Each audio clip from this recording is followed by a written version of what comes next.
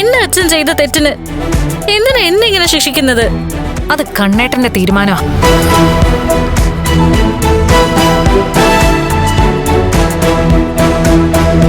മരിച്ചത് കണ്ണേട്ടന്റെ അച്ഛനാ. അതൊരു കൊലപാതകമായിരുന്നു. നിന്റെ അച്ഛനെ ജയിലിൽ കയറ്റാതിരിക്കാൻ വേണ്ടിട്ടാ കണ്ണേട്ടൻ ഇങ്ങനൊരു മാർഗം തിരഞ്ഞെടുത്തത്. നിനക്കറിയാലോ, അച്ഛനും മുത്തശ്ശിയും കൂടെ വളർത്തി വഷളാക്കിയതാ നിന്നെ. അതിന് പകരം നിന്നെ നന്നാക്കിയെടുക്കാൻ ഞങ്ങൾ ശ്രമിക്കുന്നേ ഉള്ളൂ. നിന്റെ അച്ഛന് വേണ്ടി അത്രയെങ്കിലും നിനക്ക് ചെയ്യാം. പിന്നെ ഇനി അതൊന്നും വൈകി നീ പറഞ്ഞോ, പിന്നെ എന്ത് ചെയ്യണമെന്ന് ഞങ്ങൾക്കറിയാം.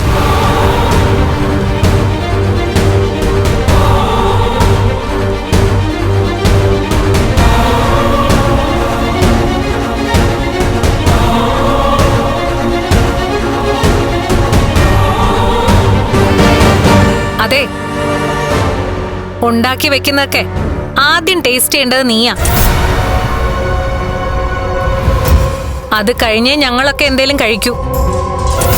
അതുകൊണ്ട് കറികളിൽ ചേർക്കേണ്ടത് മാത്രം ചേർത്താ മതി.